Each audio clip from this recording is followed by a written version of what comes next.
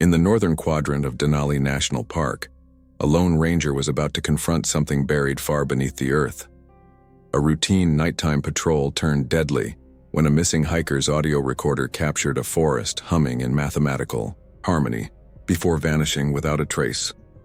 Elena Shaw wasn't your typical park ranger. For 8 years, she served as a Special Operations Combat Search and Rescue Officer, known for locating downed pilots in enemy territory using only acoustic triangulation.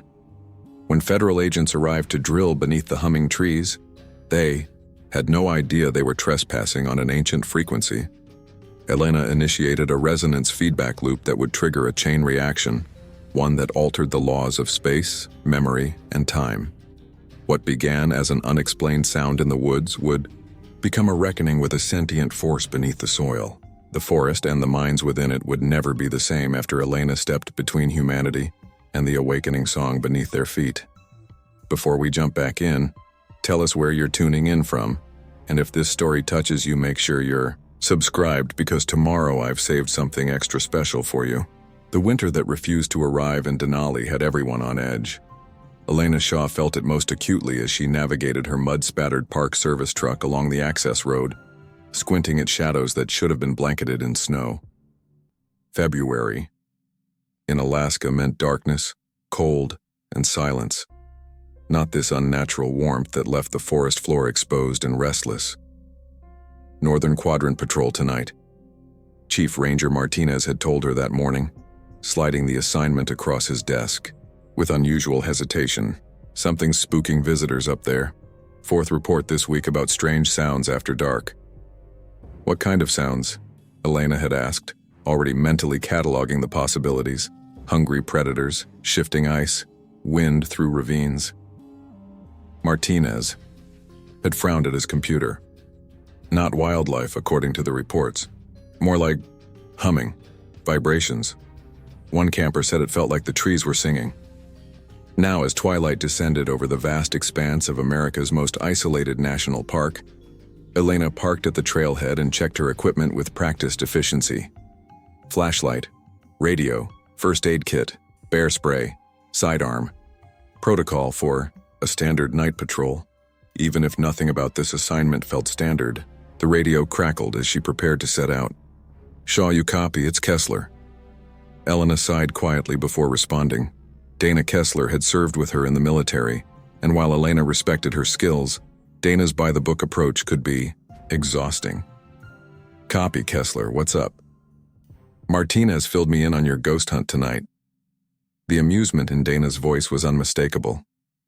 "Just checking if you want backup with the singing trees." Elena secured her pack. "I think I can handle it. Just don't let all that empty forest get to you. Been noticing you're spending more time alone than usual lately." The observation stung with unwelcome accuracy. Elena's fingers instinctively reached for the small photo tucked inside her jacket pocket. Isaac's school portrait from the year before the accident, before Elena had chosen a rescue mission over being home when her daughter needed her.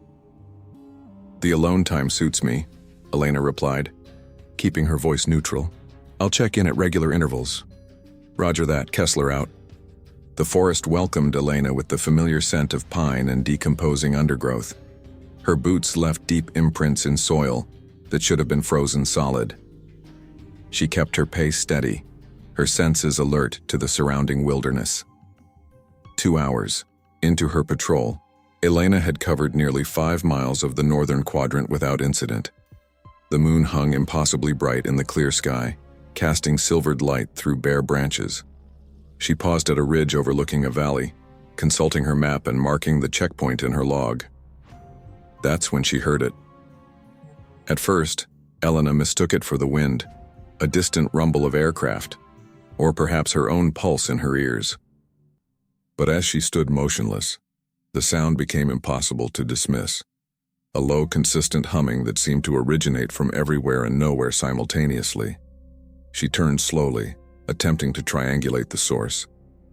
The sound had a strange quality, almost musical in its rhythmic undulation.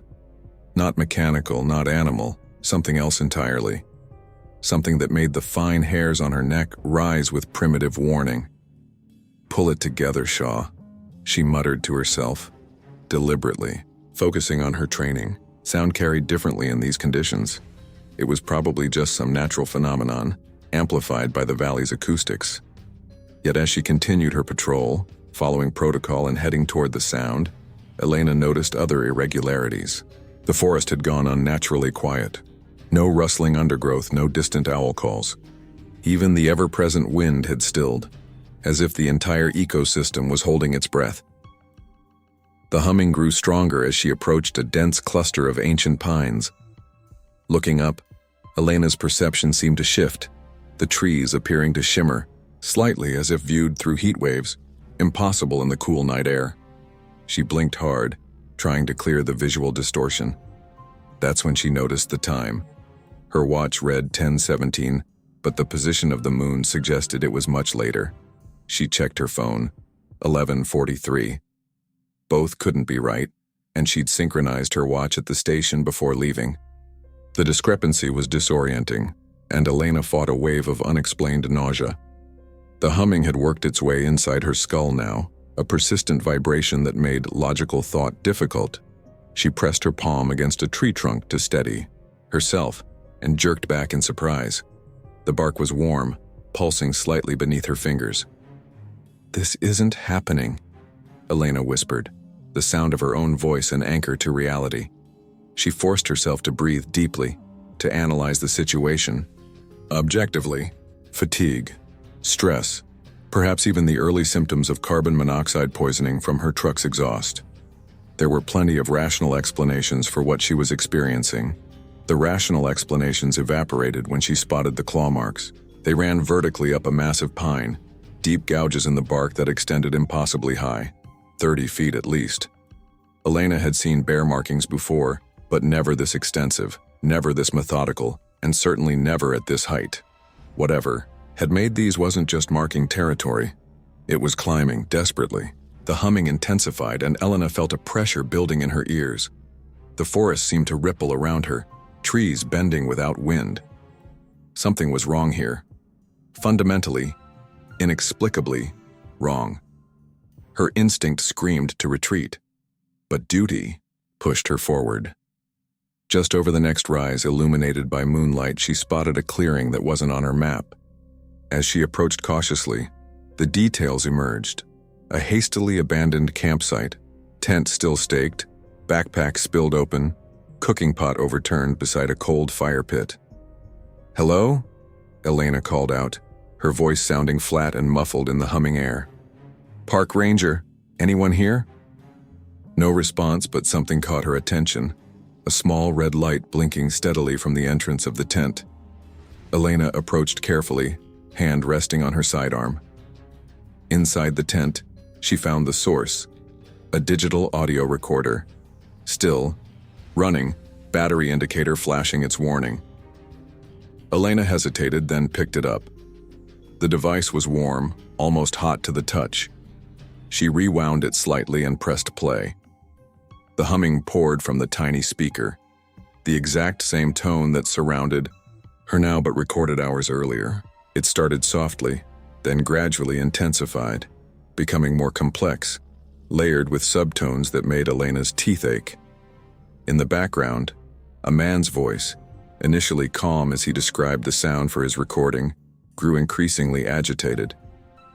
"Getting louder now, coming from the trees themselves. I've never heard anything like it. It's beautiful, but there's something wrong about it. Like it's calling to something or someone." Rustling sounds, movement. The man's breathing quickened. "Oh God, the trees they're moving, but there's no wind. And I can see... Jesus, what is that? Is someone there? Hello, hello?" A crash, running footsteps. Then nothing but the hum, growing steadily louder until it matched perfectly with what Elena heard around her now, as if the recording had synchronized with real time. Elena stopped the playback, her hands trembling slightly. The nausea returned, stronger this time, accompanied by a pressure behind her eyes. The trees seemed to pulse in rhythm with the sound, and for an instant, just a fraction of a second, she thought she saw a figure standing between two distant pines. Small, child-sized. "Isaac?" The name escaped her lips before she could stop it, a reflexive response to a glimpse of something impossible. The humming stopped abruptly. The ensuing silence crashed over Elena like a physical weight. She staggered, ears ringing, suddenly aware of her pounding heart and shallow breathing. The forest returned to normal around her. No shimmering, no vibration, just the ordinary nocturnal sounds of wildlife resuming their activities as if nothing had happened. Elena stood frozen, the recorder clutched in her hand, sweat cooling on her skin despite the mild night. She forced herself to document everything methodically: the campsite, the claw marks, the recorder, taking photos and noting the coordinates. Evidence. Proof that whatever had happened here wasn't just in her mind. By the time she returned to her vehicle, exhaustion had settled into her bones. The drive back to Ranger headquarters was a blur of confused thoughts and rationalization attempts. She'd bring the recording to Martinez, file her report, launch a formal search for the missing camper. But when she connected the recorder to the station's computer the next morning, the file was corrupted, nothing but static. The photos on her phone showed only ordinary trees, an abandoned campsite with no clear signs of distress. Even the coordinates she'd carefully recorded led to a location half a mile from where Elena was certain she'd been.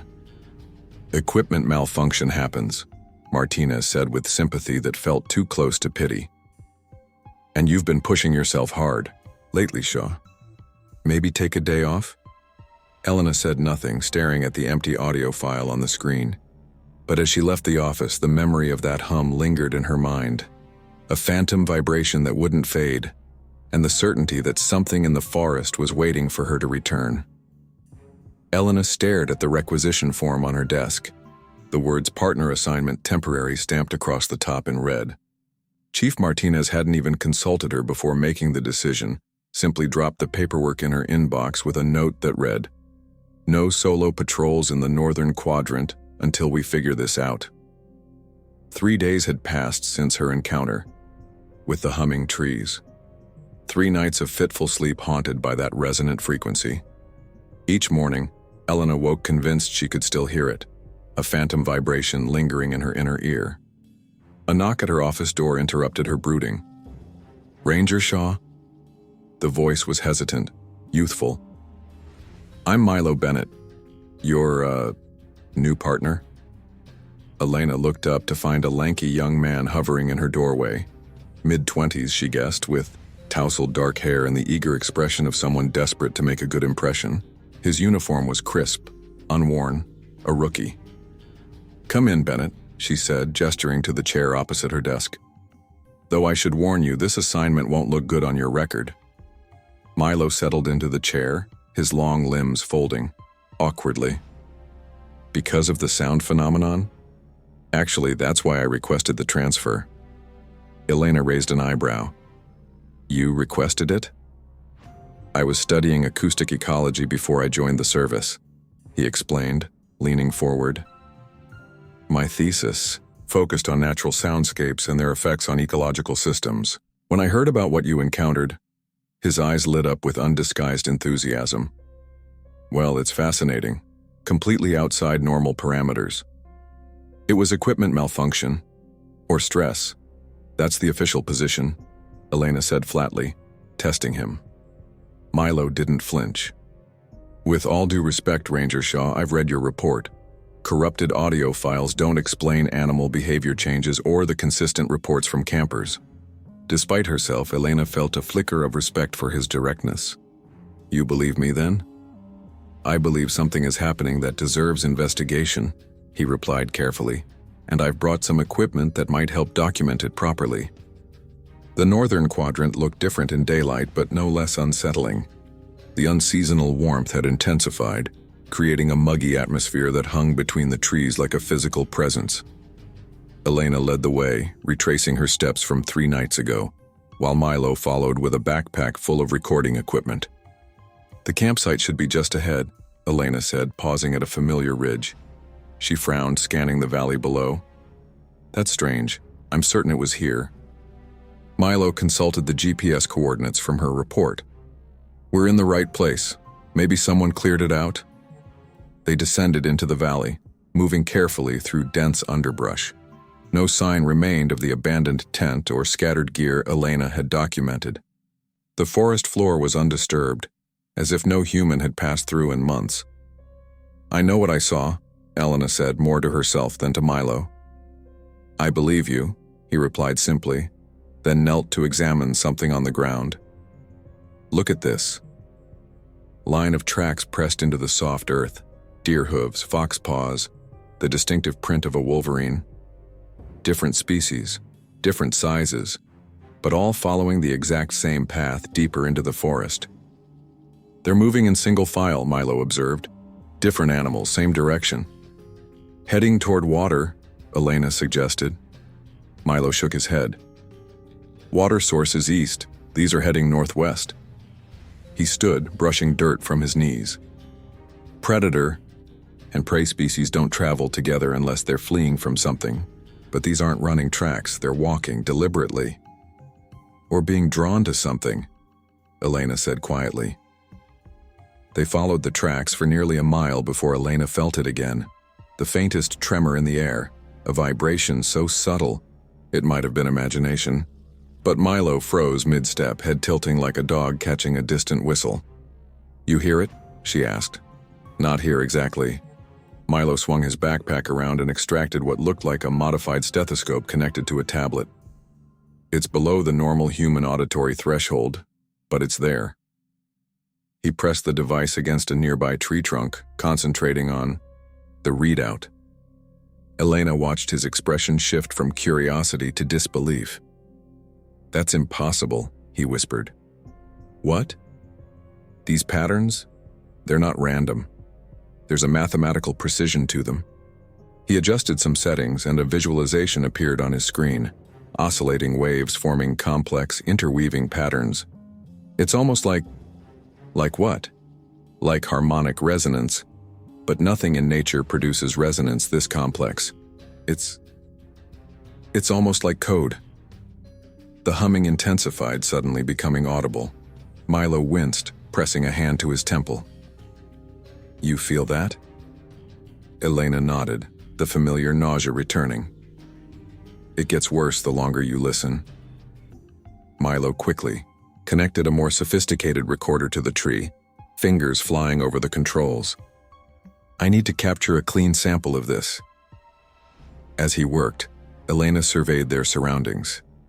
The forest had gone silent again, the unnatural stillness settling over them like a shroud. The trees seemed to bend subtly, not from wind, but from some invisible pressure radiating outward from deeper in the forest. That's when she saw it, a flash of yellow at the edge of her vision. A small figure in a yellow raincoat, standing between distant trees. Isaac had been wearing her yellow raincoat the day of the accident. "Isaac?" Elena whispered, her voice catching. The figure didn't move but seemed to beckon somehow. A gesture felt rather than seen. Elena took an involuntary step forward. "Ranger? Shaw?" Milo's voice seemed to come from very far away. The humming peaked, vibrating through Elena's bones. The forest rippled around her, trees bending impossibly, the ground beneath her feet seeming to shift and flow like water. The child-sized figure remained still, a fixed point in the distortion. Then Milo's hand was on her arm, grounding her. "Elena, are you okay?" Reality snapped back into focus. The forest steadied. The figure was gone, if it had ever been there at all. Elena realized she'd walked nearly 20 feet without being conscious of moving. "I'm fine," she managed, though. Her voice shook. "Just disoriented." Milo studied her with concern but didn't press. "I got a recording. And look." He held up his tablet, showing her a bizarre readout. "The frequency pattern is following a Fibonacci sequence. That doesn't happen randomly." "What does it mean?" "I don't know yet, but I need to analyze this back at the lab." He glanced around nervously. "And maybe we should head back now. This place feels wrong," Elena finished for him. The humming had faded again, but its absence felt temporary, like the quiet eye of a storm. As they made their way back toward the trailhead, Elena fought the urge to look over her shoulder, certain that if she did, she'd see a small figure in a yellow raincoat following at a distance. "You did not see your daughter in the forest," Elena told her reflection in the bathroom mirror that evening. Grief hallucinations are documented psychological phenomena. This is textbook.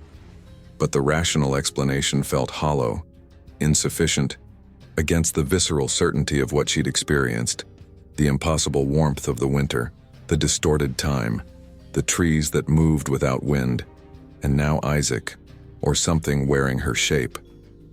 Her phone buzzed with a text from Milo. "Found something in the recording. Complex patterns embedded in subsonic frequencies. Not natural. Call me." Before she could reply, another text came through, this one from Dana. "Martinez says cut the ghost hunt. You're scaring the rookie. Standard patrol schedule tomorrow." Elena set the phone down, rubbing her temples. The humming lingered in her memory, like an echo she couldn't shake. She knew she should report the vision of Isaac, document every detail of this increasingly bizarre situation.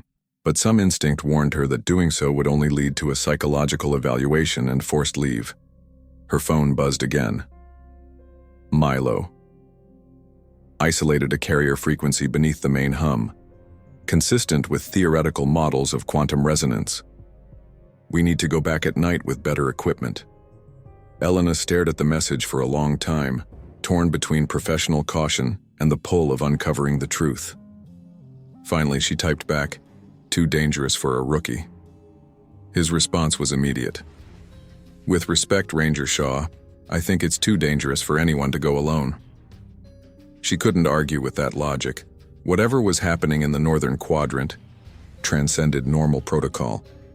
And despite her reservations, having someone else witness the phenomena meant she wasn't losing her grip on reality, at least not alone.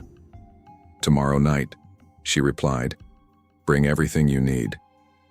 As she set the phone down, Elena caught a glimpse of her daughter's photo on the nightstand.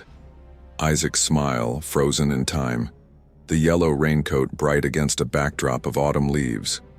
For an instant, Elena could have sworn the image rippled, like a reflection in disturbed water.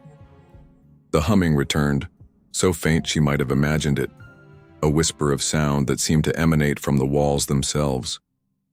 Echoes didn't lie. Something was reaching out from the forest using frequencies beyond human comprehension. And somehow, impossibly, it had found the frequency of Elena's grief, the perfect resonance to draw her back into its domain. A dense fog had settled over Denali by nightfall, transforming the forest into a ghostly labyrinth of half-visible shapes. Elena checked her watch as she unloaded equipment from the truck, 9:17 p.m. They had deliberately chosen to arrive after dark, when previous reports indicated the phenomenon intensified. "Visibility's going to be terrible," she noted as Milo joined her, his breath forming clouds in the unnaturally warm air. The contrast between the heated soil and cooler night air had created this supernatural mist, another symptom of the unseasonable weather gripping the park. "Maybe that's for the best," Milo replied, shouldering his backpack of specialized recording equipment. "No distractions from what we're here to document." They had kept their expedition off the official rotation, a decision that made Elena uncomfortable, despite its necessity. If they reported their findings through proper channels, they'd be ordered to stand down, or worse, referred for psychological evaluation. The corrupted evidence from her previous encounter had seen to that. As they hiked deeper into the northern quadrant, Milo briefed Elena on his analysis of the previous recordings. "The base frequency is consistent with certain geological phenomena, microquakes, or the resonance of underground caverns," he explained.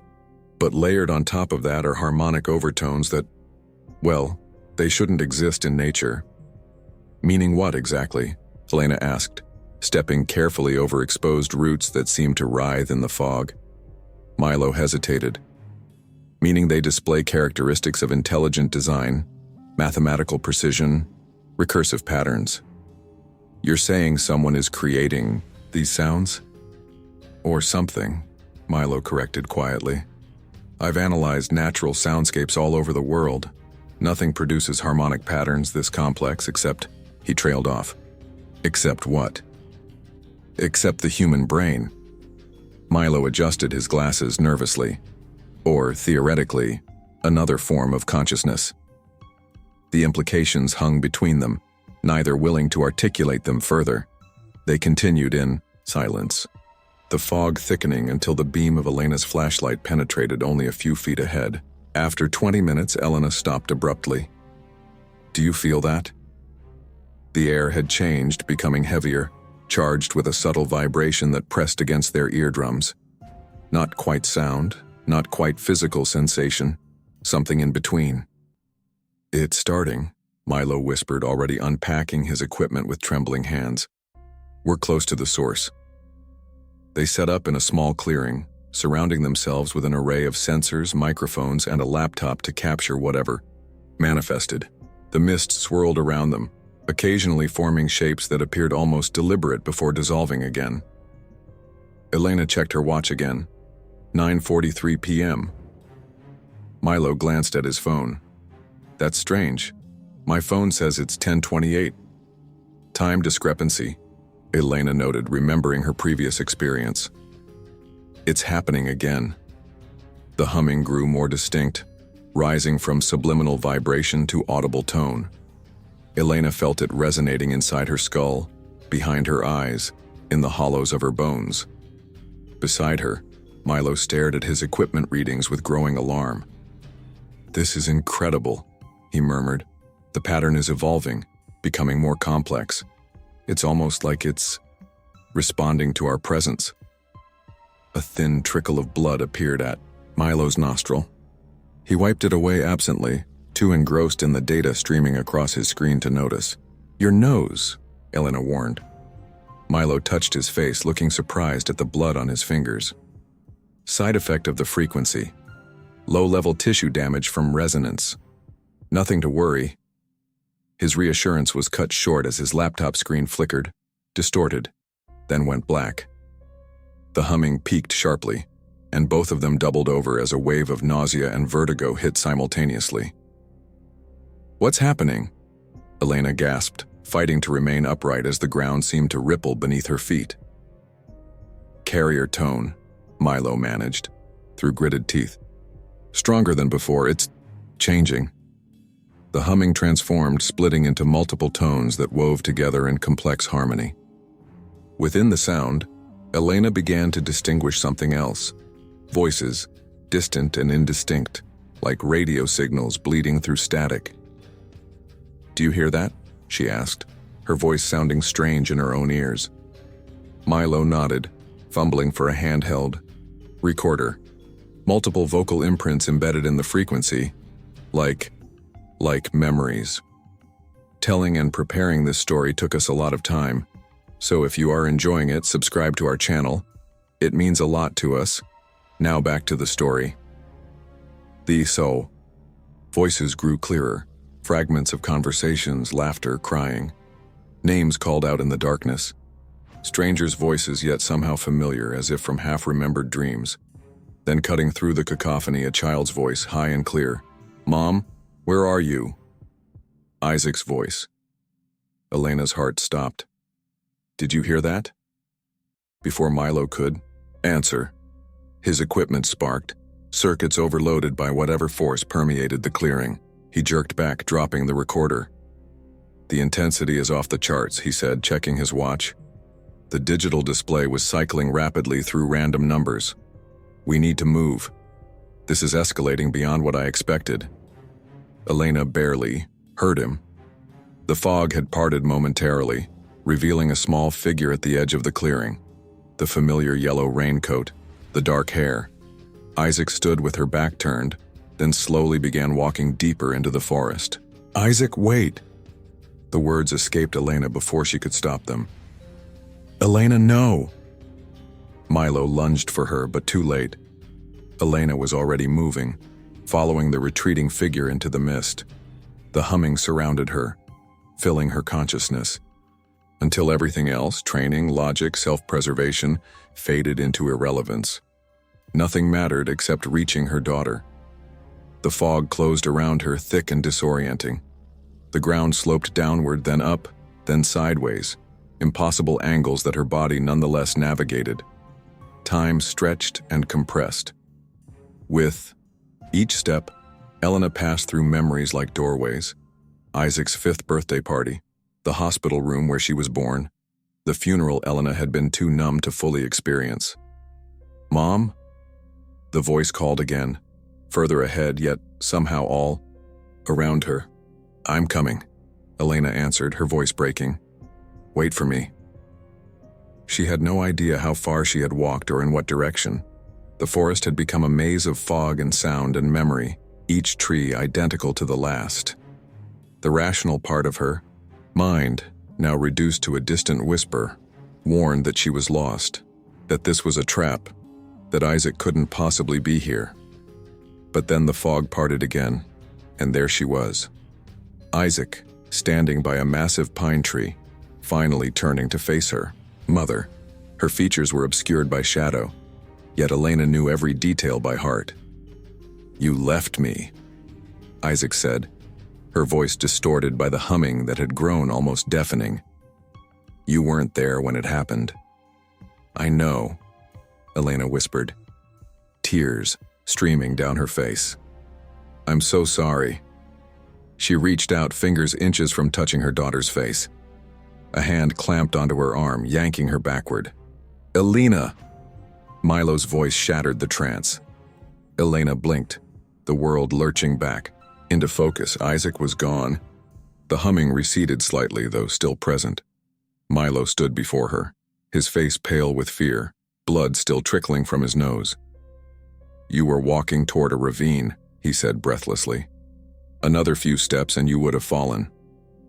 Elena stared blankly at the steep drop-off just feet away, hidden in the fog until this moment. The reality of what had nearly happened crashed over her.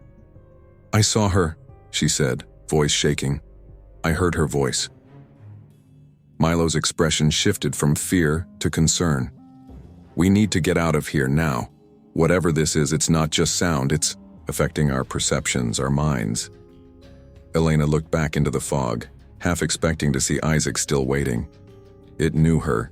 It knew what she looked like, what she sounded like.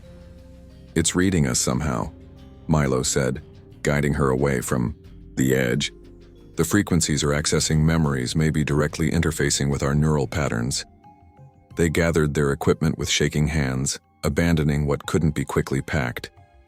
As they stumbled back toward the trailhead, Elena's radio crackled to life, the first time it had worked since they entered the zone. "Shaw, come in, this is Control."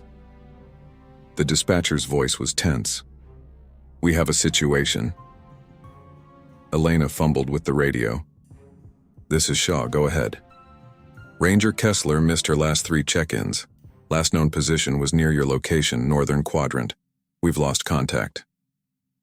Elena and Milo exchanged alarmed glances.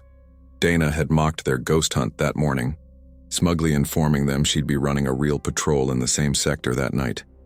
"Copy that," Elena responded. "We're heading back to base now. We'll assist in search operations." As they hurried through the fog, the humming followed them like a physical presence, ebbing and flowing but never fully disappearing.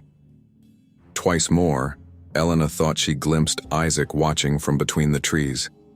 Each time, Milo's steadying hand on her arm kept her moving forward. They reached the trailhead after what seemed like hours, though Elena's watch, now functioning normally again, showed they'd been in the forest less than 90 minutes.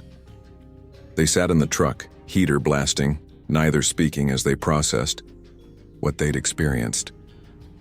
Finally, Milo broke the silence. "I need to tell you something. Before my equipment failed, I managed to isolate a pattern in the carrier frequency." He hesitated. "It's not random, Elena, it's a signal, and it's getting stronger." "A signal from what?" "I don't know, but whatever it is." He looked toward the forest where the fog was illuminated by the first emergency vehicles arriving to search for Dana. "I think it's waking up." Elena's radio crackled again, the station manager's voice terse. "All Rangers report to HQ immediately. We have federal agents incoming at 800 hours. Priority alert."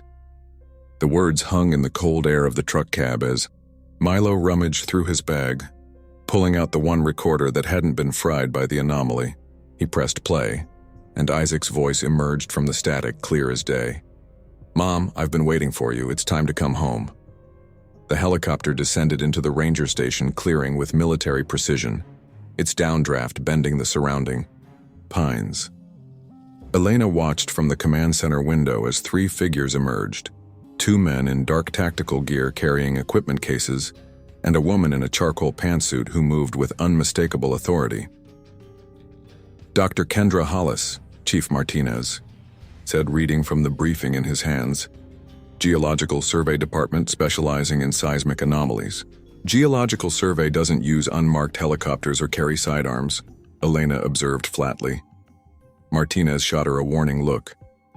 "They're here to help find Ranger Kessler and investigate the anomalies you reported. That's all that matters." "And my report?" Elena asked. "The one you said was equipment malfunction and stress?" "Has been forwarded to Dr. Hollis along with Ranger Bennett's data." Martinez sighed, his expression softening slightly. "Look, Shaw, when reports come in about trees humming and time distortion, I have to make judgment calls. But 16 hours without contact from Dana changes everything." The command center door opened, and Dr. Hollis entered. Up close, she was, younger than Elena had expected, mid-30s with sharp features and calculating eyes that assessed the room and its occupants with clinical efficiency. "Chief Martinez," she said, extending her hand. "Thank you for accommodating us on short notice. I understand you have rangers familiar with the anomalous zone." Martinez nodded toward Elena. "Ranger Shaw has had the most direct contact with the phenomena, and Ranger Bennett has been analyzing the acoustic properties." Dr. Hollis turned her penetrating gaze to Elena. "Excellent. I'd like a full debriefing immediately, followed by an escort to the affected sector." The debriefing was more like an interrogation.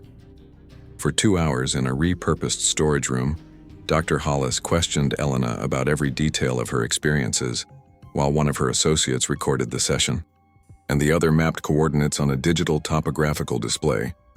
"And you're certain the time discrepancies were consistent?" Hollis asked, making notes on a tablet. "Always forward acceleration? Never backward?" "Yes," Elena replied, exhaustion settling into her bones. She hadn't slept since the previous night's encounter in the forest, and the humming still lingered at the edges of her perception. "What about the apparition?" Hollis's tone remained clinically detached. "You reported seeing your deceased daughter. Did she communicate directly with you?" Elena hesitated. "She spoke. Asked where I was, said I'd left her." The memory burned, raw and painful. "Interesting." Hollis made another note. "Basic guilt manipulation, classic approach." "Approach to what?" Elena asked, irritation flaring. "What exactly do you think is happening out there?" Hollis set down her tablet and met Elena's gaze directly. "I think you encountered something that uses acoustic frequencies to manipulate human perception and brain chemistry. Something that can access memories and emotional vulnerabilities." "You've seen this before," Elena realized. Instead of answering, Hollis changed the subject. "Ranger Bennett's analysis suggests a pattern resembling language. Has he made any progress decoding it?" "You'd have to ask him." "We did. His theories are creative but lack methodological rigor." Hollis's dismissal was casual, almost bored. "Sound doesn't think, Ranger Shaw. It doesn't have intentions. Whatever intelligence you believe you encountered is a product of frequency-induced hallucination." "Then why are you here?" Elena challenged. A thin smile crossed Hollis's face. "Because something is generating those frequencies, and we need to contain it." By early afternoon, Hollis's team had transformed the northern quadrant into a secured operation zone. Yellow barrier tape marked a perimeter half a mile wide. Inside, technicians in protective suits unloaded equipment from all terrain. Vehicles, tripod-mounted sensors, ground-penetrating radar, and what looked like specialized drilling apparatus. Elena, relegated to perimeter security, watched with mounting unease. Milo approached, his expression troubled. "They're not telling us everything," he said quietly. "I tried sharing my full analysis with Hollis, and she cut me off. Said my methods were inconsistent with established protocols." "She has her own agenda," Elena agreed, "and it's not finding Dana." Speaking of which, Milo nodded toward the forest, where search teams were returning empty-handed. "Third group today. No sign of her." A cold weight settled in Elena's stomach. Dana was pragmatic to a fault, but she was also one of the most experienced rangers in Denali. Her disappearance wasn't just concerning, it was deeply wrong. "Hollis knows more than she's saying," Elena murmured. "About the sounds, about what happened to Dana. Maybe even about Isaac." Milo looked at her sharply. "You think the apparition is real, not a hallucination?" "I don't know," Elena admitted. "But whatever's happening, it's not as simple as frequency-induced hallucination." Their conversation was interrupted by a technician calling for Hollis. She strode over to a monitoring station, where screens displayed multicolored subterranean imagery. Even from a distance, Elena could see Hollis's posture change. A sudden tension, a predatory alertness. "Find Ranger Shaw," she ordered, and a moment later Elena was summoned. Hollis pointed to the screen. "We've detected a large subsurface anomaly, approximately 200 feet down, spanning roughly 500 yards in diameter." The image showed a massive structure beneath the forest floor, not a cave or natural formation, but something with distinct geometric patterns, something that should not exist. "What is that?" Elena asked, unease crawling up her spine. "That," Hollis replied, "is our source." Elena returned to her cabin after sunset, body aching with fatigue but mind too wired for sleep. Hollis had ordered all rangers to maintain distance from the site until their geological survey was complete, a transparent attempt to keep them from witnessing whatever came next. She poured herself a glass of whiskey and sat on her small porch, staring into the tree line. The humming was fainter here, but present, like the ghost of a melody stuck in her head. Above, stars gleamed in the clear night sky, cold and distant. Elena found herself wondering if Isaac was out there somewhere, waiting, watching. "Dangerous thoughts, Ranger." The voice startled her. A figure emerged from the shadows beside her cabin, an elderly man with deep copper skin and silver hair pulled back in a long braid. He wore a Park Service maintenance uniform, but Elena had never seen him before. "Who are you?" she demanded, rising to her feet. "This is private property." "My name is Elias Whitefeather." His voice was calm, measured. "I work grounds maintenance on the eastern trails, but that's not why I'm here." "How did you find my cabin?" "I followed the resonance." He gestured vaguely toward her. "It clings to you now, marks you." Elena's hand moved instinctively toward her sidearm. "You have 30 seconds to explain yourself before I call security." The government woman, she thinks she can contain it, control it. Elias shook his head slowly. "She's wrong. It's not the sound that matters, Ranger Shaw. It's the resonance, and it's remembering you." A chill ran through Elena that had nothing to do with the night air. "What do you know about it?" "My people have stories about the sleeper beneath the earth, how it stirs when the land is hurt, when the natural cycles are broken." Elias gazed at the stars. "This winter that isn't winter, the trees that won't rest. The sleeper is dreaming, again." "Is that what took my colleague? What made me see my daughter?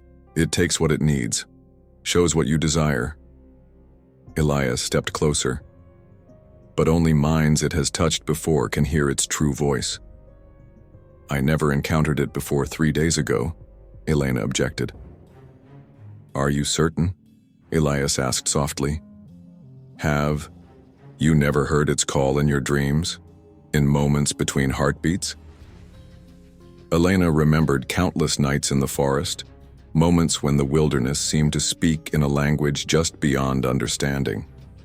Coincidences? Or something else? "What is it?" she whispered. "Something older than memory, something that sleeps until the world changes." Elias rolled up his sleeve, revealing a strange, discolored scar along his forearm, a pattern of lines and whorls that seemed to shift in the dim light. I met it 46 years ago. It marked me, as it has marked you. Elena stared at the scar. Its pattern was eerily similar to the waveform Milo had isolated from the recordings, the carrier frequency beneath the hum. Your colleague with the sound machines, Elias continued. He understands part of the truth. The sleeper speaks in frequencies beyond human hearing, but your government woman, she sees only a force to be harnessed. What happens if she's successful? If she contains it? Elias's expression darkened. When you cage something ancient and unknowable, Ranger Shaw, you do not become its master. You become its focus. Elena dreamed of Isaac that night. Not memories, but impossible scenarios. Her daughter grown older, as she should have been, allowed to become. They walked together through the forest, hand in hand, while the trees pulsed with gentle light. It's beautiful down there, Mom, Isaac said, pointing at the ground beneath their feet. Like being inside music, you should come see. Down where? Elena asked. Where I live now. Isaac smiled, her features shifting subtly, becoming less human, more abstract. Where we could be together again. The ground opened beneath them, a spiraling path downward into darkness.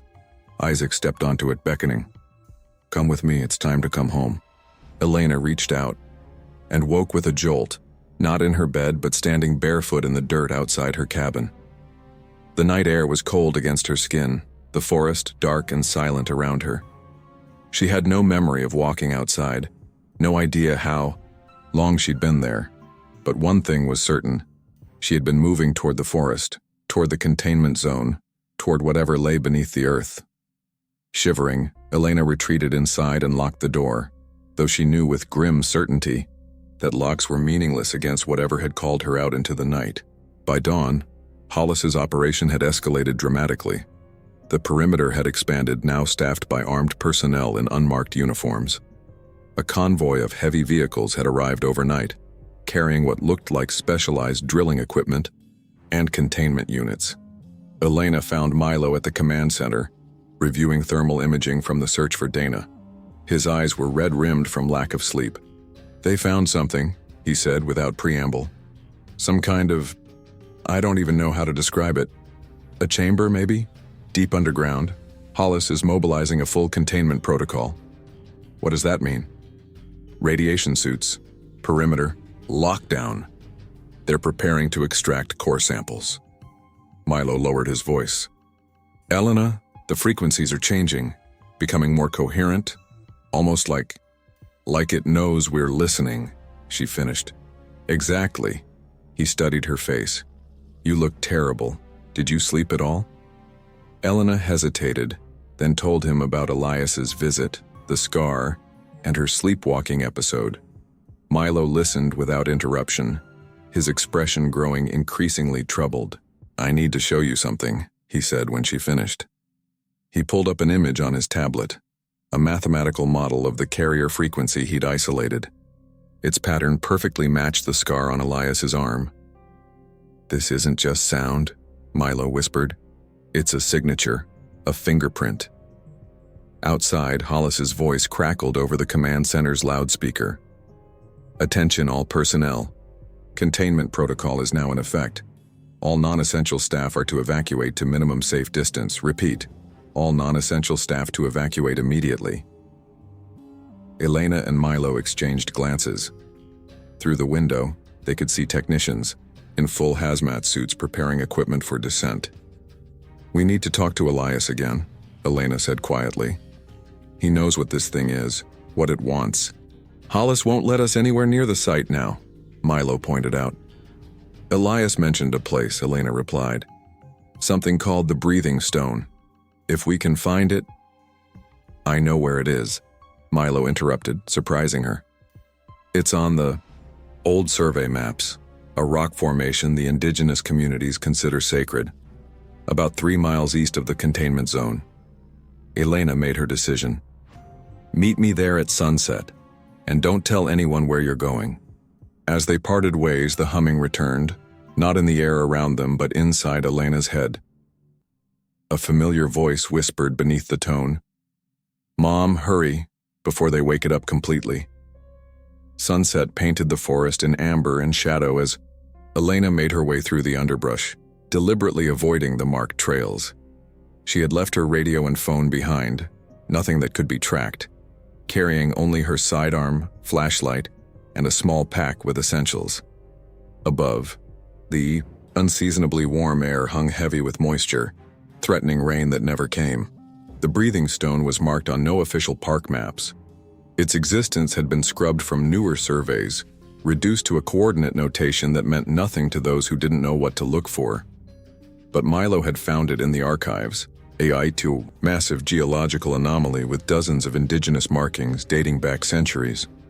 Elena spotted him waiting at their rendezvous point, a lightning-struck pine that served as a natural landmark. He looked nervous, constantly scanning the tree line. "Any sign of Elias?" she asked, approaching quietly. Milo shook his head. "Not yet, but I've been recording this." He held up a small device emitting a soft red glow. "The frequency readings are different here, more coherent somehow." "This way," came a voice from behind them. Both rangers startled. Elias stood a few yards away, materializing from the forest like a shadow gaining substance. He wore the same maintenance uniform but had added a worn leather satchel slung across his chest. "The stone waits," he said simply, turning to lead them deeper into the woods. They walked in silence for nearly an hour, following a path only Elias could see.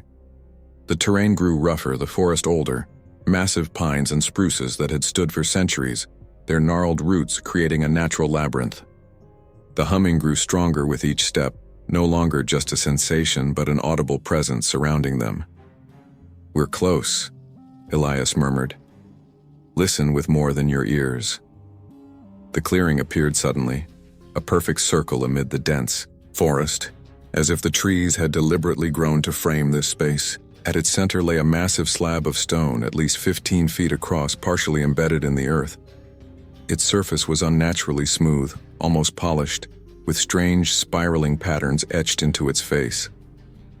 "The breathing stone," Elias announced, his voice dropping to a reverent whisper. Elena approached cautiously. Even from several feet away, she could feel heat radiating from the stone, a living warmth that pulsed in rhythm with the humming that now filled the clearing. "It's warm," she said, surprise evident in her voice. "How is that possible?" Milo crouched beside the stone, running his instruments over its surface. "These readings don't make sense. It's generating heat, but there's no radioactive signature, no conventional energy source." "It breathes the Earth's heat," Elias explained, kneeling on the stone's opposite side. "A thin place, where what sleeps below can almost touch what lives above." Elena watched as Milo mapped the stone with his devices, his initial skepticism giving way to scientific fascination. The humming had changed again, developing a rhythmic quality that felt strangely familiar to Elena, a steady, pulsing beat that resonated in her chest. "That sound," she whispered, recognition dawning. "It's a heartbeat. Not just any heartbeat." The precise rhythm of Isaac's heart monitor during the long hours Elena had sat beside her hospital bed after the accident. The beeping that had punctuated Elena's grief until it finally, mercifully stopped.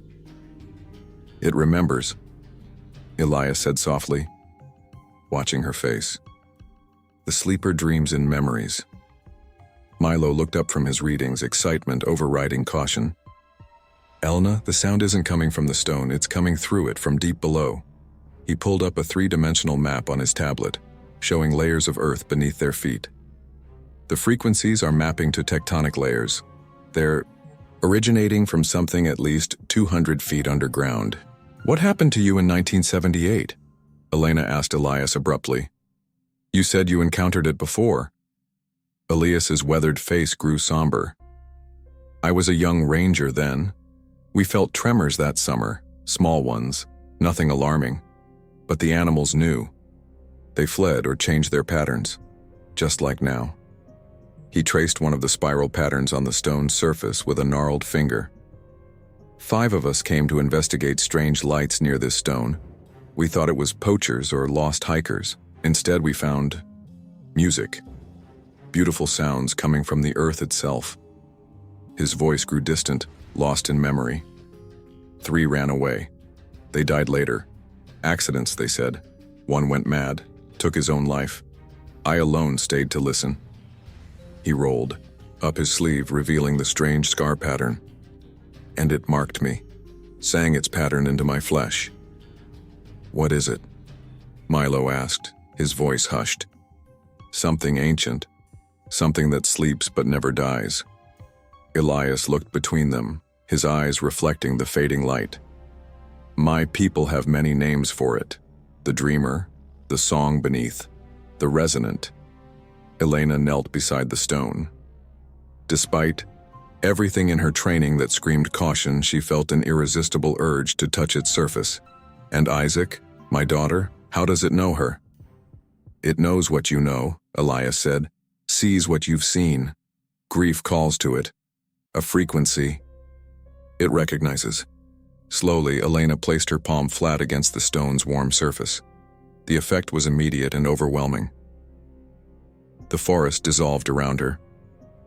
She stood in the hospital room where Isaac had died, but the bed was empty. Following a thread of sound, Elena moved through the hospital corridors that transformed into forest paths, then into tunnels that spiraled downward.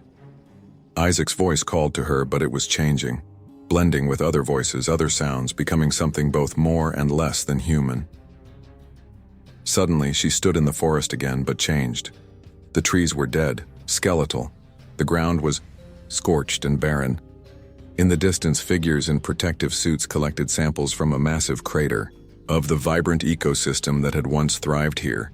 Nothing remained but silence. "This is what comes," said a voice that was Isaac's but not Isaac's. "If they continue digging, if they try to contain what cannot be contained." Elena pulled her hand away with a gasp, falling backward onto the ground. Milo was at her side instantly, his face creased with concern. "What happened? You were completely unresponsive for almost 2 minutes." "I saw..." Elena struggled to articulate the vision. "A warning. What happens if Hollis continues?" Elias nodded gravely. "The sleeper defends itself when threatened. It has been stirring for months as the earth warms unnaturally. But what your Dr. Hollis plans, drilling, probing, containing, that will not merely wake it, that will anger it." Milo's tablet emitted a sudden alarm, drawing their attention. The frequency is changing again, becoming more complex. He studied the readout with growing amazement. "This pattern, it's not random noise, it's structured, like language," Elena finished for him. "Yes," Milo confirmed, his voice tinged with awe.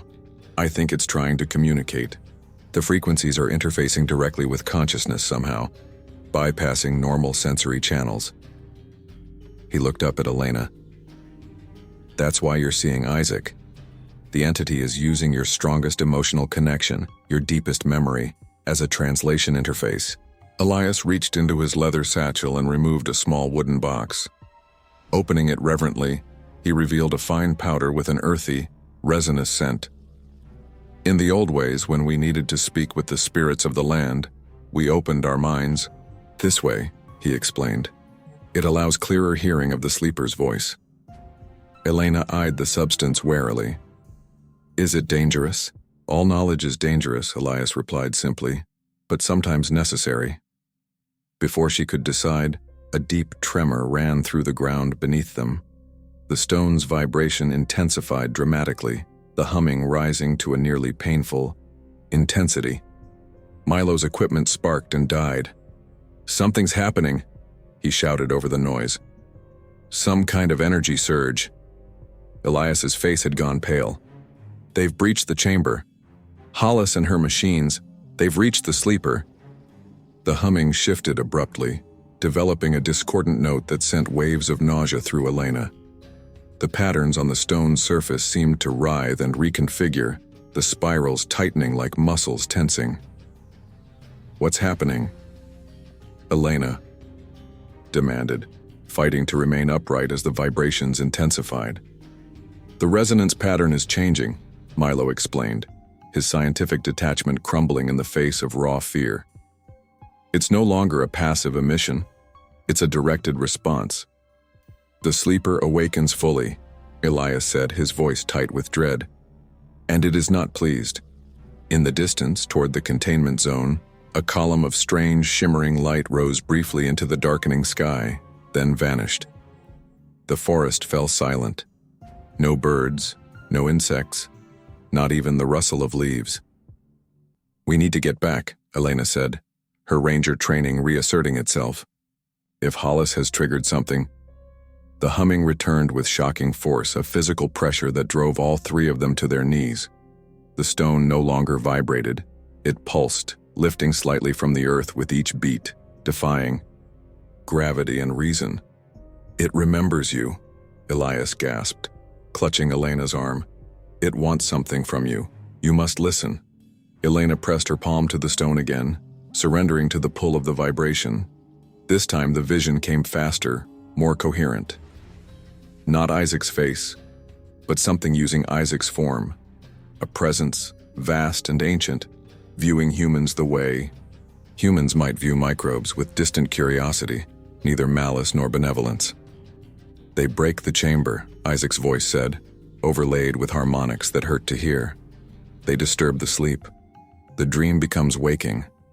Elena saw Hollis and her team breaking through into a massive subterranean space, their lights illuminating just a fraction of what waited below. Structures that defied description, geometries that hurt to look upon. "What are you?" Elena asked in the vision. "Very old," came the reply. "Dreaming while your kind grew from cells to souls, but dreams can become nightmares when interrupted." Another tremor, stronger than before, shook the clearing. Elena was thrown clear of the stone, the connection severed abruptly. Above them, the sky had taken on a strange rippling quality, like heat mirage. "We have to stop Hollis," Elena said, struggling to her feet. "Whatever she's found down there, it's responding, defending itself." Milo stared at his defunct equipment. The resonance spike just knocked out everything electronic within range. "And it's spreading." As if to confirm his words, a wave of visible distortion rolled through the forest around them, a ripple in reality itself. Trees bent impossibly, then snapped back. The air shimmered like water. Time seemed to stretch and compress, seconds extending into minutes, then collapsing back. "The sleeper breaks free of time and space," Elias whispered, awe and terror mingling in his voice. "The dream leaks into the waking world." "How do we stop it?" Elena demanded. "We don't," Elias replied simply. "We can only hope to guide its waking." Another ripple passed through the clearing, stronger than before. In its wake, the forest had changed subtly, colors more vivid, shadows deeper, the very air seeming to thrum with potential. "It comes," Elias said quietly, as the humming crescendoed around them.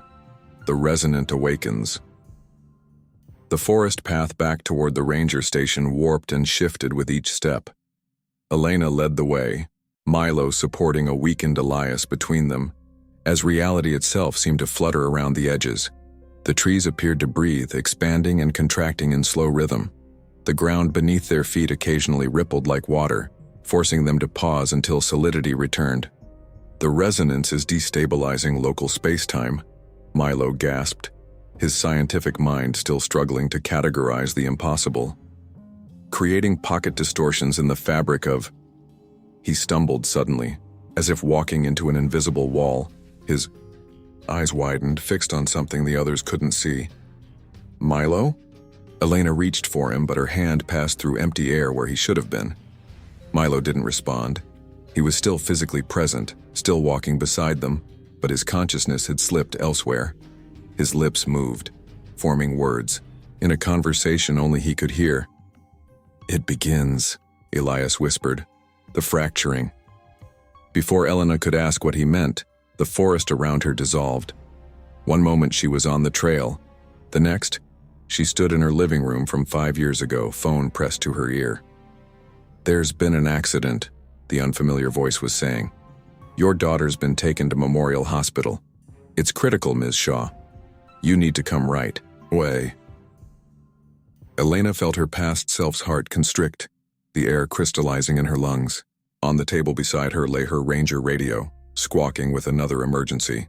A hiker lost in a sudden blizzard, hypothermia setting in. Her rescue expertise was being called upon simultaneously. "I'm on my way," she told the hospital, already reaching for her keys. But her other hand moved toward the Ranger radio. 2 emergencies, 2 lives at stake. She had made this choice before, and the weight of it crushed her anew. "Wait," Elena called to her past self. "Don't go. Stay with Isaac." Her past self paused, looking around in confusion, almost sensing the intrusion from her future self. "Choose differently," Elena begged. "She needs you there." Her past self hesitated, hand hovering between the keys and the radio. For one impossible moment, Elena thought the timeline might change, that her past self might hear her warning. Then the Ranger radio squawked again, more urgently. Her past self made the same choice she had always made, grabbing both keys and radio, determined to save the lost hiker and then rush to the hospital, believing wrongly that there would be enough time for both. The scene dissolved and Elena found herself kneeling on the forest path, tears streaming down her face. Elias crouched beside her, his gnarled hand on her shoulder. "Time fractures," he explained softly. "The resonance awakening bends reality around us. We revisit our deepest wounds." A few feet away, Milo stood rigid, locked in his own temporal loop. His hands gestured desperately, pleading with someone who wasn't there. "It's not running away," he was saying to the empty air. "The research was killing me, Jen. The pressure, the expectations. His own regrets," Elias observed. "His own choices unmade." Elena struggled to her feet, disoriented by the lingering sensation of being in 2 times at once. "How do we help him?" "We cannot. Each must navigate their own fracture." The forest rippled again, reality distorting in concentric waves emanating from the direction of the containment zone. A distant cracking sound echoed through the trees, not branches breaking, but something far more fundamental. Milo gasped, suddenly returning to awareness. He staggered, would have fallen if Elena hadn't caught his arm. "I saw her," he panted. "My ex, the night I quit my PhD program. She said I was throwing my life away, running from challenges instead of facing them." His eyes were haunted. "It wasn't a memory. It was happening again, but I could see it differently this time." "The resonance shows us our pivotal moments," Elias said. "The junctures where our frequencies changed." Another wave of distortion rolled through the forest, stronger than before. In its wake, impossible things began to happen. A fallen branch rose slowly from the ground, reversing its fall. A squirrel froze mid-leap between trees, suspended in air. Most disturbing of all, snowflakes began to materialize despite the warm temperature, hanging motionless in the air around them. "Time is fracturing more severely," Milo whispered, reaching out to touch a suspended snowflake. It dissolved at his touch, then reformed. Past, present, and possible futures bleeding together. They pressed on toward the ranger station, moving through a landscape increasingly untethered from normal physics. Trees grew backward, shrinking into saplings before their eyes. The sun jumped positions in the sky, shadows stretching and compressing in seconds. Each distortion brought with it another wave of the humming, louder now, more complex, almost melodic. As they crested a ridge overlooking the containment zone, they stopped in unified shock. Hollis's operation had been transformed. The neat perimeter was now a scene of chaos. Equipment lay abandoned. Personnel ran in panic or stood frozen in pockets of distorted time. At the center, where Hollis's team had been drilling, a column of shimmering energy pulsed upward into the sky. "They breached the chamber," Elias said, his voice tinged with awe and dread. "Fully awakened what slept below." Even from this distance, they could see Hollis standing near the column, surrounded by monitoring equipment, frantically adjusting, controls on a device that emitted a counter-frequency to the humming, an attempt to contain, to suppress. She's making it worse, Milo realized aloud. The suppression field is creating interference patterns that are amplifying the temporal distortions. Before they could act, reality rippled again, the most violent fracture yet. The world around them shattered like glass, and Elena found herself once more in the hospital room, watching Isaac's final moments. The machines beeped in decreasing intervals. The doctors had already delivered their verdict: catastrophic brain damage, no hope of recovery. Elena had arrived too late to say goodbye while Isaac could still hear her, too late for anything but this sterile, measured ending. "I'm sorry," Elena whispered, gripping her daughter's limp hand. "I chose wrong. I've always chosen wrong." Unlike before, Isaac's eyes fluttered open. Impossible in reality, but in this fracture between moments, anything was possible. "It's okay, Mom," Isaac said, her voice overlaid with harmonics that weren't human. "I understand now." "Understand?" "What?" Elena asked, heart pounding. "Why you had to save others, it's who you are." Isaac's eyes weren't her own. They reflected patterns like those on the breathing stone. "But now you need to choose again." Elena slammed back into the present moment with such force that she nearly lost her balance. Beside her, Elias had collapsed to his knees, overwhelmed by the intensity of his own memory echoes. Milo stood transfixed, staring at the containment zone. "The resonance is reaching critical amplitude," he said, voice barely audible over the now deafening hum. "It's changing everything."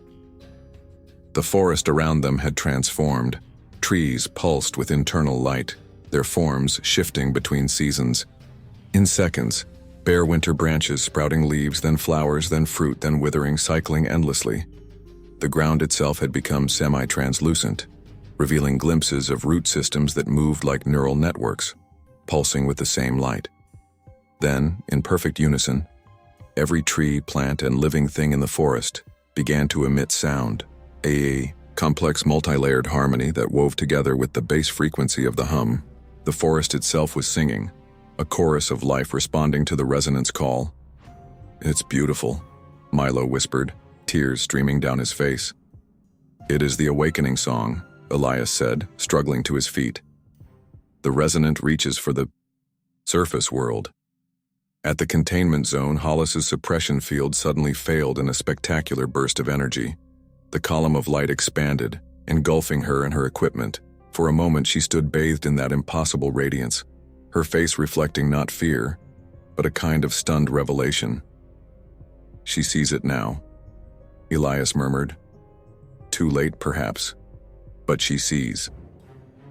The column collapsed abruptly, drawing back into the earth like water down a drain. In its place, a perfect circle of transformed forest remained. Trees crystallized into strange glowing formations, the ground rippling with wave patterns like those on the breathing stone. The sudden silence was deafening. "Is it over?" Elena asked, the absence of the hum leaving her ears ringing. Milo checked his instruments, which had mysteriously begun functioning again. "No," he said with quiet certainty. "Something's coming through." From the center of the transformed circle rose a manifestation unlike anything they had ever seen. Not solid, not energy, but something in between. It flowed upward like liquid light, taking shape and losing it in the same moment, patterns forming and dissolving in endless iteration. "The resonant," Elias whispered reverently. "It shows itself." The manifestation pulsed once and reality fractured one final time. Elena, Milo, and Elias found themselves transported to a space that was neither the forest nor anywhere else, a junction point between realities, where the rules of physics seemed more like suggestions. The resonant hovered before them, still, shifting, still forming.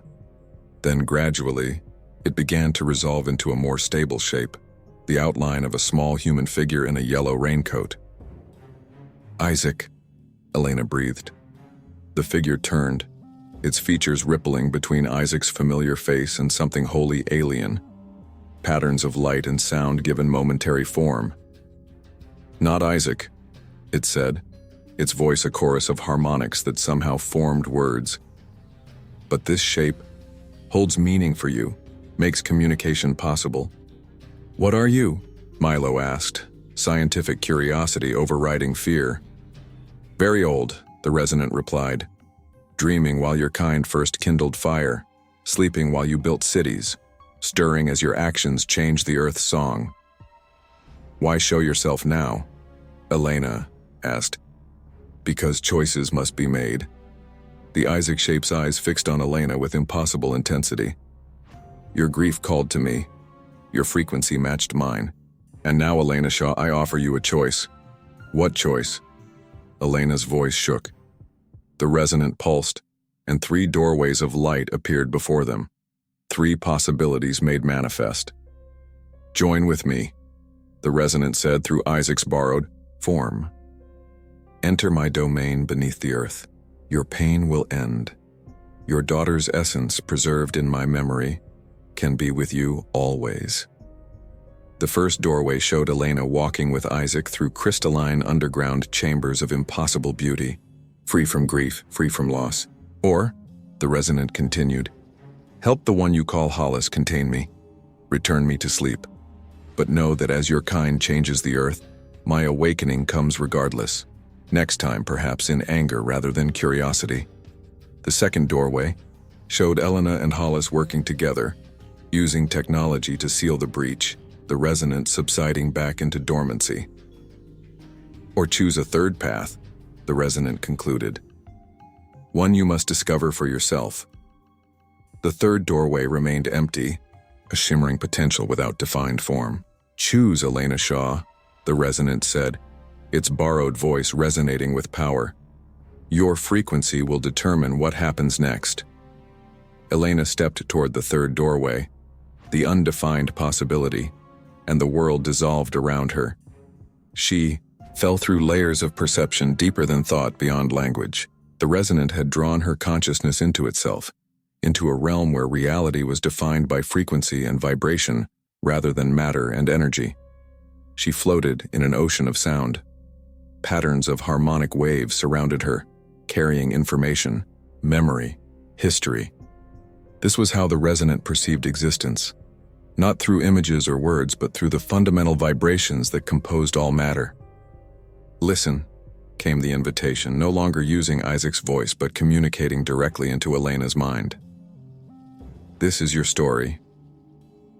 A sequence of sounds enveloped her own life, translated into the resonance language. Elena heard her birth as a bright ascending chord, her childhood as playful scattered melodies, her military years as rhythmic, disciplined measures. She heard the moment she met Isaac's father, a harmony that briefly strengthened, then fractured. And she heard Isaac's birth, a new theme intertwining with her own, beautiful and complex. Then came the dissonance of the accident, a terrible clash of frequencies that left Elena's theme diminished, hollowed. Her grief was a low, persistent drone that had colored every moment since. "You have always heard me," the resonant communicated. "In the spaces between heartbeats, in moments of silence, in the forest at night." Images formed around her, memories of her countless nights in the wilderness, times when she'd felt something just beyond perception. A presence, a watching. The resonant had been there all along, its consciousness intersecting with hers in moments of solitude and stillness. "I have dreamed with your kind for millennia," it continued, "sleeping as you evolved, stirring when your vibrations changed. Your grief called to me, a frequency that resonated with my own awakening." The soundscape shifted, and Elena saw herself through the resonance perception, a complex pattern of energy, emotion, and memory. At her core pulsed a wound that never healed, the absence of Isaac. "I can preserve her," the resonant offered. "Not as she was, but as you remember her. The pattern of her existence remains in your memory, in the world's memory. I can integrate that pattern Make it part of my consciousness. She would exist within me, and you with her. A figure materialized before Elena, Isaac, but not as the child she had been. This was Isaac as a construct, formed from Elena's memories and the resonance, understanding of human consciousness. Her features were slightly too perfect, her movements too fluid. "Mom," the construct said, "I can be with you again. We can be together." Elena reached out, her hand passing through the image. "You're not really her." "I am her echo," the construct admitted. "Her resonance. Everything you remember, everything you loved, preserved forever." Elena withdrew her hand. "At what cost?" "Harmonic integration," the resonant explained. "Your consciousness would join with mine, not erased but transformed. Together we would dream beneath the earth." "And if I refuse?" Elena asked. The soundscape darkened, discordant tones intruding. "Your kind now knows of my existence. The one you call Hollis sees only threat, only power to be contained or harnessed. If I retreat without protection, they will pursue. The next awakening will not be gentle." The scene shifted, and Elena found herself back in the forest. The resonant still hovered before her in Isaac's form, but now she could see Milo and Elias nearby, frozen in time. Beyond them, at the edge of the containment zone, Hollis worked frantically with her remaining team, preparing what looked like explosive devices. "She's planning to neutralize the threat," Elena realized. "Seal the chamber permanently." "With nuclear charges," the resonant confirmed through Isaac's mouth. "She believes destroying me is the only safe option." Time resumed its flow. Milo rushed to Elena's side, his equipment beeping urgently. "Elena, I've isolated a frequency pattern that might work," he said, words tumbling out rapidly. "A resonant cancellation wave. It could force the entity back into dormancy without destroying it." He showed her his tablet where a complex waveform pulsed. "But there's a problem. The pattern requires a human conductor, someone whose brain waves are already synchronized with the entity's frequency." "Me?" Elena understood immediately. "Yes, but it would require severing your emotional connection completely." Milo's eyes were pained. "You would have to let go of Isaac, not just in action but in your deepest mind. The grief, the guilt, everything." Elias approached slowly, his weathered face grave. "The resonant has chosen you as its conduit, Elena Shaw. You are the song now, the bridge between worlds." "What does that mean?" Elena demanded. "It means you have become part of its pattern," Elias explained. "And it, part of yours. True separation may no longer be possible." Across the clearing, Hollis spotted them. She raised a bullhorn. "Ranger, Shaw, step away from the anomaly. We're initiating containment protocol in 5 minutes." The resonance form flickered, Isaac's features becoming less distinct. "She fears what she cannot control. It is the human way." "Not all humans," Elena countered. "Some of us understand there are forces we shouldn't try to master." "Yet you seek to master grief," the resonant observed. "To control what cannot be controlled, the passage of life into death." The truth of those words struck Elena like a physical blow. Wasn't that exactly what she had been doing? Trying to control the uncontrollable, to hold on to Isaac through sheer force of will and guilt? "Elena," Milo said urgently, "whatever you're going to do, it needs to be now. Hollis is preparing to seal the breach." Elena turned back to the resonant. "You've offered me a choice between memory and reality, between past and future. But there's a third option, isn't there?" "Always Kosonoan," the resonant acknowledged. "The pattern has many possible configurations." Elena took a deep breath, decades of grief and guilt crystallizing into sudden clarity. "I don't need to join with you to keep Isaac's memory alive, and you don't need to retreat completely to stay safe." She turned to Milo. "Your cancellation wave, Could it be modified? Not to force dormancy, but to establish a boundary?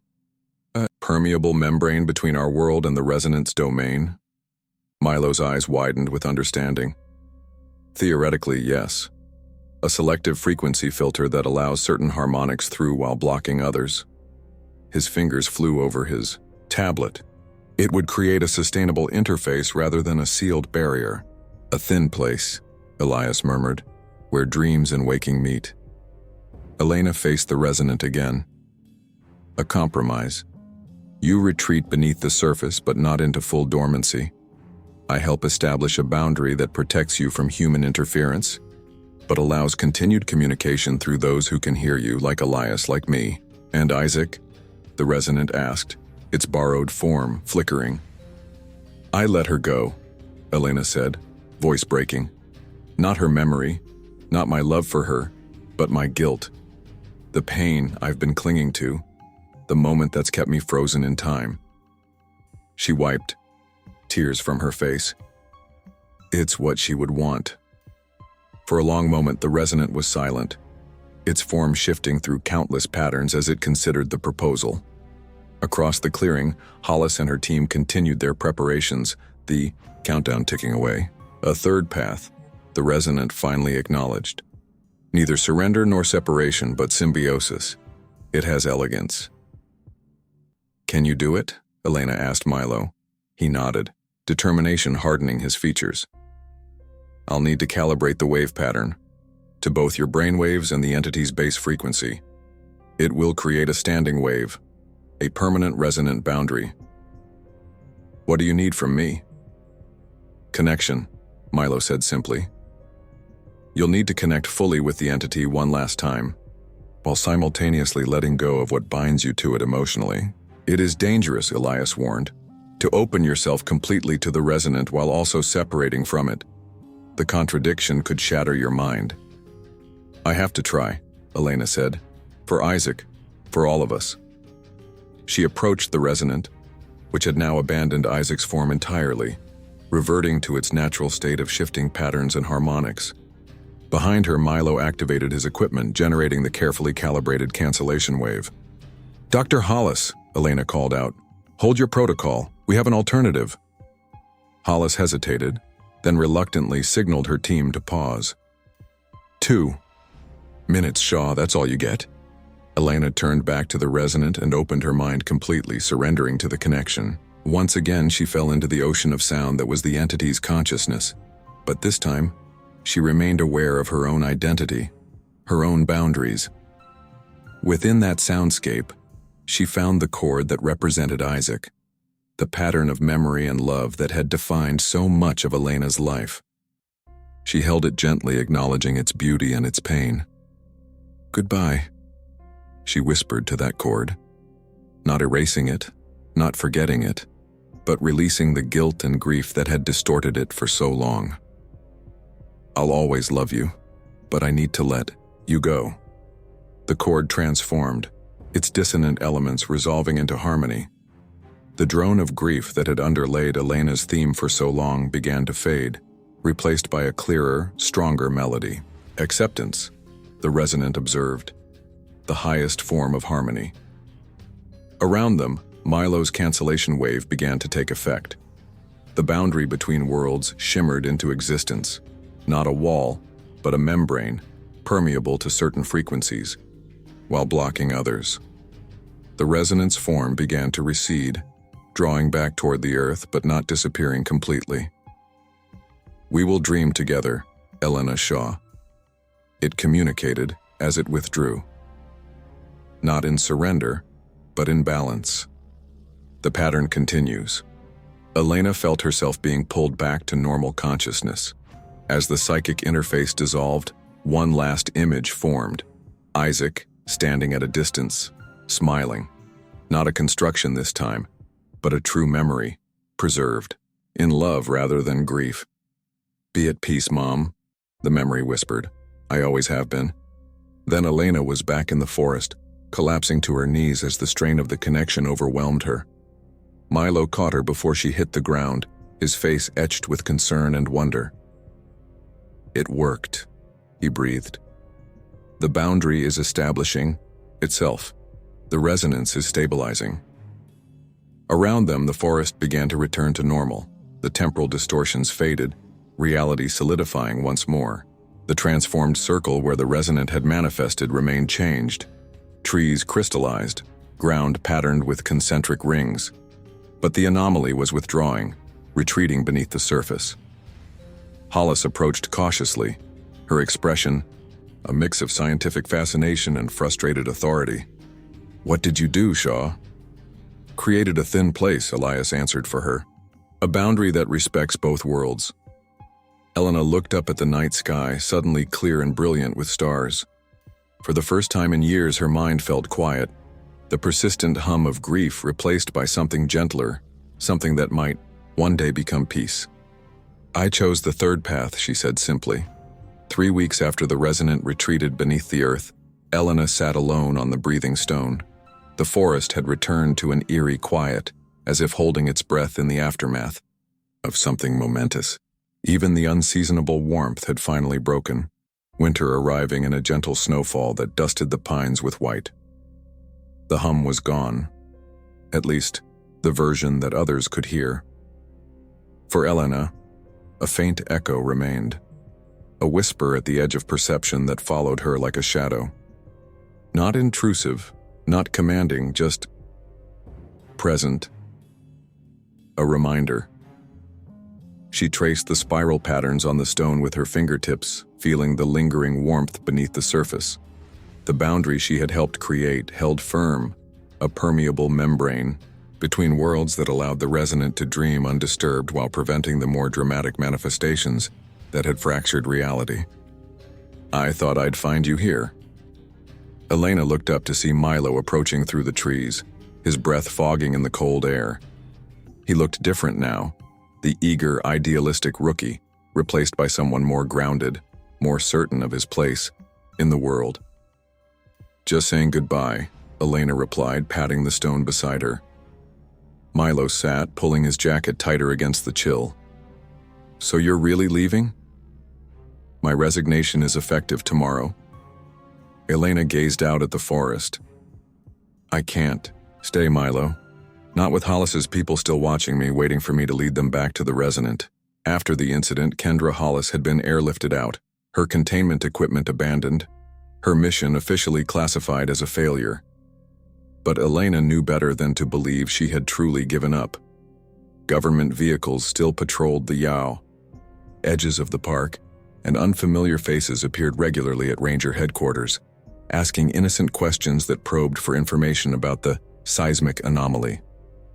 "I submitted my findings," Milo said, breaking the silence. "Anonymously through a university contact. No location data, nothing that could lead anyone back here." "What did you tell them?" "The truth, or a version of it, that we discovered evidence of a non-human intelligence that communicates through acoustic frequencies, that it's been here longer than we have, that it deserves protection." He smiled faintly. "They'll dismiss it as fringe science, of course, but the data is there, for whoever might be ready to understand it." "And what about you?" Elena asked. "Chief Martinez mentioned they offered you a permanent position." "I'm staying," Milo confirmed. "Someone needs to keep an eye on this place, on the boundary." He hesitated. "And I need to keep looking for Dana." The search for Ranger Kessler had been officially suspended after 2 weeks with no leads, no trace. The official report listed her as missing, presumed dead due to exposure or wildlife encounter. Only Elena and Milo knew the truth, that Dana had encountered the resonant during its most volatile awakening, before the boundary was established. "She might still be out there," Milo continued, his voice tight with determination. "Caught in a time fracture or something. I can't just abandon her." Elena nodded, understanding all too well the weight of that responsibility. "If anyone can find her, it's you." They sat in companionable silence, watching as the light began to fade from the winter sky. The forest settled around them, peaceful in a way that seemed almost deliberate, as if the resonant in its retreat had left a gift of stillness. "Have you heard from Elias?" Elena finally asked. Milo shook his head. Not since that day. His employment records at the park vanished too, like he never existed. Elias had disappeared immediately after the resonance retreat, leaving no trace, no farewell. Elena had searched for him in the days that followed, wanting to thank him, to understand more about his long connection with the entity, but it was as if the forest had simply reclaimed him. "He'll be back," Elena said with quiet certainty. "When the resonant dreams again." "How will you know?" Milo asked. "When it happens." Elena tapped her temple. "I'll hear it." The connection, it didn't break, it changed, became subtler, but it's still there. "Will you come back when it happens?" "I don't know," she admitted. "Part of me hopes it stays dormant for a very long time." The snow began to fall more heavily as dusk settled over the forest. They made their way back toward the trailhead by flashlight, their footprints quickly filling behind them, erasing evidence of their passage. At the parking area, they paused for a final goodbye. "What will you do now?" Milo asked. "I'm heading south," Elena replied. "There's a wildlife sanctuary in Arizona that needs an experienced guide. Somewhere warm, somewhere with different sounds." She reached into her pocket and withdrew a small wooden box, one of Elias's carvings found mysteriously on her doorstep the morning after the retreat. "This is for you," she said, pressing it into Milo's hand. "In case you need to listen more, clearly someday." Milo opened the box, finding a fine powder inside, the same substance Elias had offered at the breathing stone. "You're sure?" "It helps you hear what's really there," Elena said. "Beyond what science can measure. You might need that perspective." They embraced briefly, the shared experience of the impossible binding them in a way few could understand. Then Elena climbed into her truck and drove away from Denali National Park for the last time, the forest watching her departure in silent acknowledgement. 2 days later, Elena stood at the edge of a swift-flowing river miles from the park. In her hands, she held a small yellow raincoat worn thin with age and memory. She had kept it all these years, unable to include it among the other belongings she'd donated after Isaac's death. The water rushed by, cold and clear in the winter sunlight. Elena ran her fingers over the fabric one last time, letting herself remember Isaac as she had been, bright, curious, full of life. Not the construct the resonant had shown her, not the guilt-laden memory she had clung to, but the real child who had lived and been loved. "Goodbye," Elena whispered, and released the raincoat into the current. She watched as it floated away, yellow against the dark water, until it disappeared around a bend.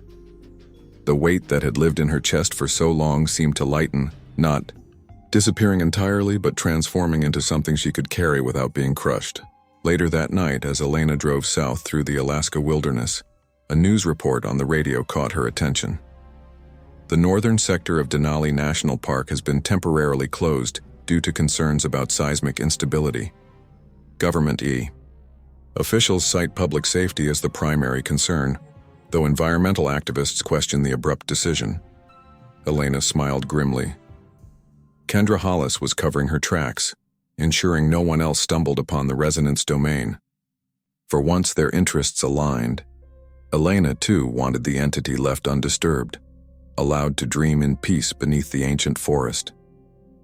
Miles fell away beneath her tires, the distance between her and Denali growing with each passing hour. But the faint hum remained, a whisper of connection that neither time nor space could fully sever. 6 months later, Elena sat on the porch of her small cabin in the Arizona desert, recording in her journal as the sun set behind distant mountains. The entry was like dozens before it, meticulous notes on subtle frequencies, patterns in ambient sound, moments when the world's background noise aligned in ways that ordinary ears would never notice. The desert had its own songs, its own resonances, different from the forest but no less complex. In the months since leaving Alaska, Elena had found herself increasingly attuned to these subtle harmonies, the vibration of sand in the wind, the microscopic movements of rock expanding and contracting with temperature changes, the ultrasonic communications of desert creatures. She was not running from the memory of the resonant. She was learning its language in new forms. A letter from Milo had arrived that morning, encoded in scientific jargon that would mean nothing to anyone else. The boundary remained stable. No sign of Dana. The transformed circle in the forest had become a place where compasses failed and electronic equipment malfunctioned, but life thrived with unusual vigor. Hollis made periodic appearances, but her interest seemed to be waning as pressure mounted for results. Elena set down her pen as darkness fell, bringing with it the deep silence of the desert night. She closed her eyes, listening as she did every evening for echoes of the resonant streams. Tonight, something was different. A faint vibration reached her, not through her ears, but through some deeper sense, the same connection that had formed in the forest. Not urgent, not invasive, but unmistakable. A greeting, a reminder, a promise. Elena smiled in the darkness, feeling neither fear nor dread, but a strange sense of companionship. She reached for her recorder and switched it on, capturing the subtle frequency that ordinary instruments would never detect. "Welcome back," she whispered to the night. "I hear you." In the distance, the desert sand began to sing, resonating, with patterns older than humanity itself. The boundary held, but perception flowed freely across it, a conversation between worlds that would continue as long as there were those who knew how to listen. Elena closed her eyes and let the sound wash over her. Not a haunting, but a harmony. Not an ending, but an evolution. The signal faded gradually, returning to dormancy, to dreams. But Elena knew with absolute certainty that it would return again. And when it did, she would be listening. Up next, we have 2 more incredible stories that are waiting for you. Just click the image you want to watch and it will take you there. If you enjoyed this video, make sure to subscribe. It would mean a lot.